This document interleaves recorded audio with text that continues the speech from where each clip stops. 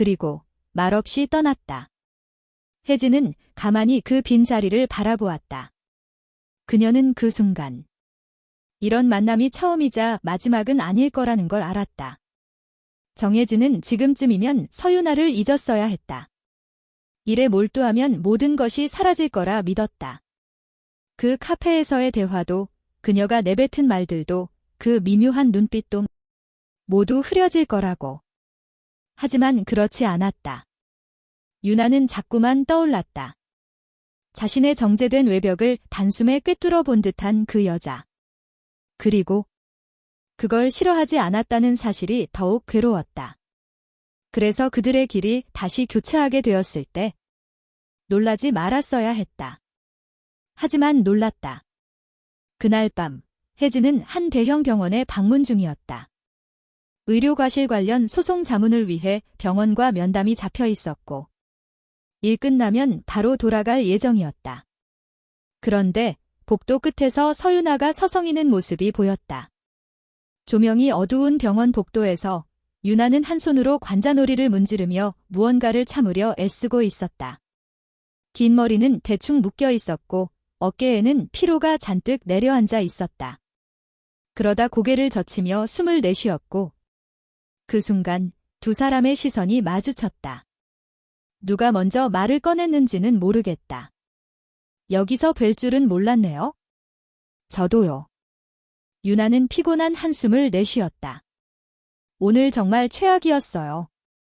혜진은 조용히 고개를 기울였다. 무슨 일 있었나요? 유나는 잠시 말없이 있다가 고개를 저었다. 길어요. 들으면 소주 한 병 마셔야 할 수준이죠. 혜진은 말없이 유나를 바라보다가 자신도 모르게 입을 열었다. 그럼 제가 한 잔 살게요. 유나는 눈을 크게 떴다. 지금 정 판사님이 저한테 술 마시자고 하시는 거예요? 혜진은 코로 숨을 내쉬며 작게 웃었다. 그렇게 된 것 같네요, 서 박사님. 유나는 어이없다는 듯 웃었다. 흥미로운데요? 그 반은 조용했다. 사람들은 각자의 술잔을 조용히 기울이고 있었고 분위기는 낮게 깔린 음악과 함께 잔잔하게 흘렀다. 정혜진과 서윤아는 구석 부스에 앉아 있었다. 그들 사이에는 위스키 한 병이 놓여 있었다. 유나는 잔을 채우며 물었다. 그래서 정혜진 판사님은 법복 벗으면 뭘 하세요? 혜진은 잔잔한 표정으로 대답했다. 모든 사람에게 형을 선고하는 건 아니에요. 유나는 턱을 괴며 웃었다. 그럼 법정 밖에서는 뭐 하면서 긴장 푸세요?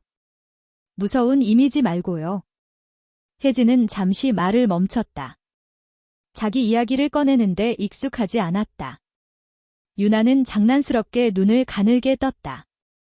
설마 아무것도 안 하시는 건 아니죠? 긴 침묵 끝에 혜진은 조용히 말했다.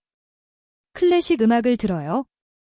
유나는 거의 웃음을 터뜨릴 뻔했다. 진짜요? 혜진은 팔짱을 끼며 말했다. 믿기 어렵나요? 유나는 웃음을 참으며 고개를 저었다.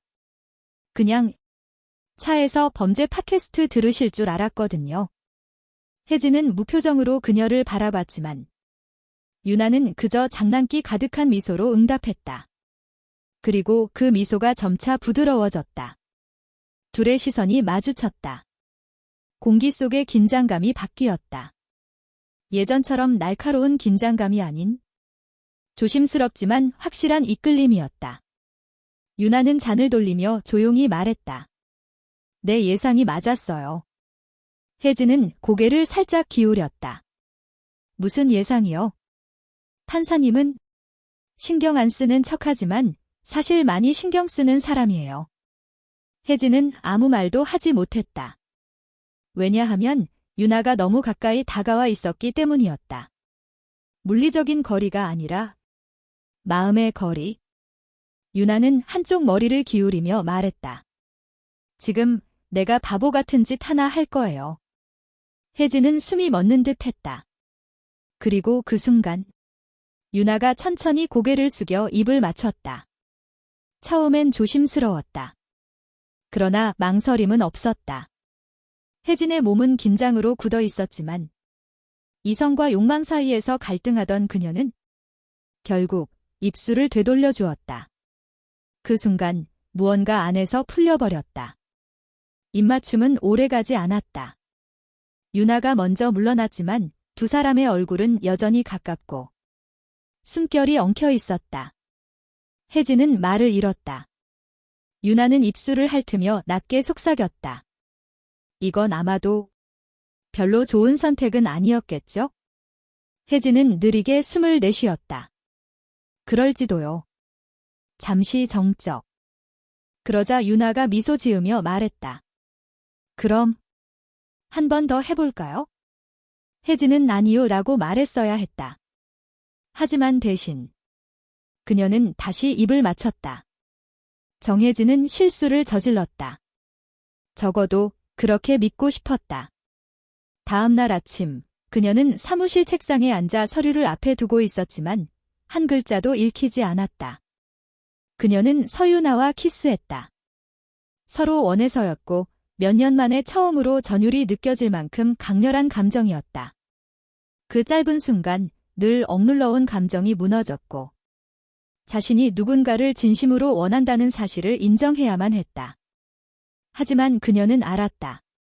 이건 반복되면 안 된다. 그래서 혜진은 자신이 가장 잘하는 걸 했다. 거리를 두었다. 유나는 곧 그것을 눈치챘다. 그 바에서의 밤 이후 머리가 아프도록 숙취에 시달렸지만 마음은 분명했다. 더 원하고 있었다. 혜진도 느꼈을 것이다. 그 입맞춤은 충동이 아니라 무언가 진짜에 가까운 감정이었다. 하지만 그 후 문자도 없었다. 전화도 없었다. 어디선가 마주치는 일도 없었다.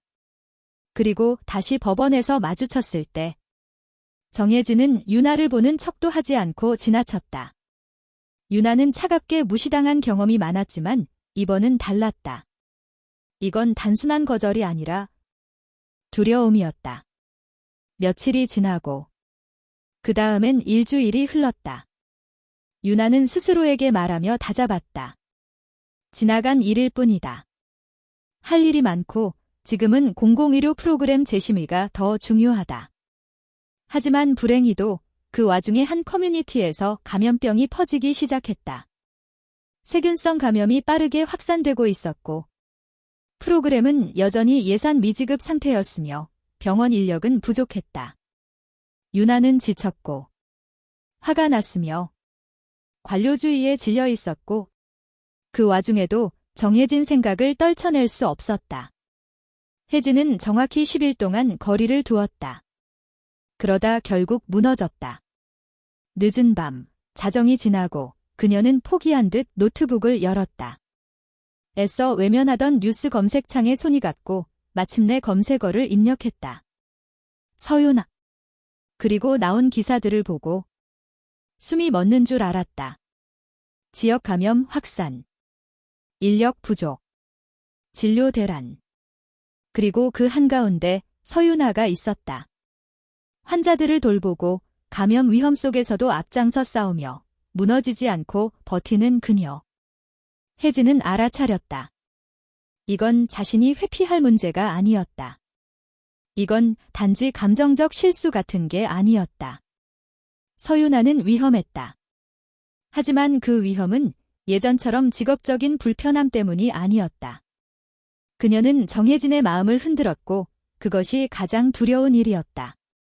정혜진은 인생에서 수많은 결정을 내려왔다.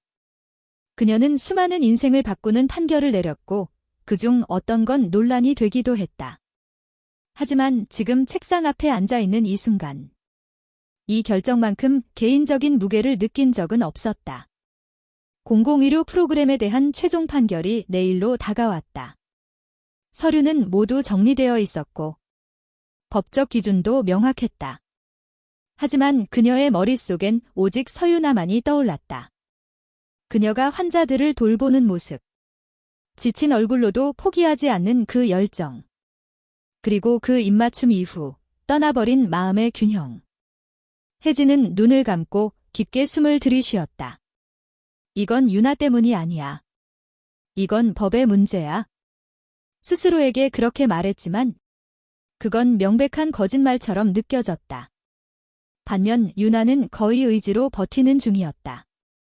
감염병 상황은 더욱 악화되었고 병원은 이미 수용 한계를 넘었다. 그녀는 72시간째 병원에 붙잡혀 있었고 제대로 먹지도 자지도 못한 채 환자들을 돌보고 있었다. 몸은 한계에 다다랐고 정신도 무너지고 있었지만 그럼에도 불구하고 그녀의 머릿속엔 여전히 정혜진이 남아 있었다. 그녀가 왜 사라졌는지, 왜 아무 말 없이 거리를 두었는지, 그리고 그 키스가 정말 실수였던 건지. 그녀의 친구 문지수는 걱정스럽게 말했다. 너 진짜 상태 안 좋아 보여. 유나는 억지로 웃으며 말했다. 고마워. 나도 알아. 지수는 팔짱을 끼고 말했다. 이제 좀 쉬어. 무너진다. 유나는 고개를 저었다. 이번 판결이 나기 전까진 그럴 수 없어. 지수는 조심스럽게 물었다. 근데 혹시 그 판사 널 거절할까봐 걱정돼서 더 힘든 거 아니야? 유나는 아무 말도 하지 못했다. 가슴이 조여왔고 불안과 그리움과 분노가 뒤섞여 터질 것 같았다. 그리고 그녀는 인정해야 했다. 이건 단지 프로그램의 문제가 아니었다. 이건 정혜진과의 문제이기도 했다. 그리고 그녀가 어떤 결정을 내릴지 전혀 예측할 수 없었다. 다음 날 아침, 법정은 숨막힐 듯 조용했다. 방청석은 꽉 들어차 있었고 의사들, 병원 관계자들, 지역 주민 대표까지 수천 명의 운명이 걸린 결정을 기다리고 있었다. 정혜진은 단상에 앉아 법복을 여미고 깊게 숨을 들이쉬었다. 시선은 천천히 방청석을 가로질렀고 그 속에서 서윤아를 발견했다. 그녀는 맨 앞줄에 앉아 있었고 지친 기색이 얼굴에 가득했지만 눈은 또렷했다. 그녀는 혜진만을 보고 있었다. 그 순간 혜진의 심장은 흔들렸다. 그녀는 목을 가다듬고 입을 열었다. 제출된 증거와 선례를 종합하여 본 법원은 재정적 책임과 공공복지 간의 균형을 고려하였습니다. 방청석의 긴장감이 감돌았다. 유나는 양손으로 의자 팔걸이를 꽉 쥐고 있었다. 혜진은 아주 짧은 순간 망설였다. 그러나 이내 고개를 들고 말했다. 따라서 본 법원은 공공의료 프로그램의 전면적 예산 복원을 명령합니다.